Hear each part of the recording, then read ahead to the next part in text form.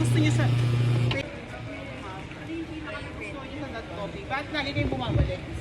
Bite ang stuff. Yun lang yun? Hindi, syempre hindi. Wala, hindi na masarap? Wow! Yung burnt vanilla yung parang ko kinukuha. Tapos soft oat. Sobrang sarap. Yung Tapos sa'yo, made ma'am. with love. Yung sa'yo, ma'am, ano? Burnt vanilla. Yes, burnt vanilla po kayo. Yung sa'yo, ma'am.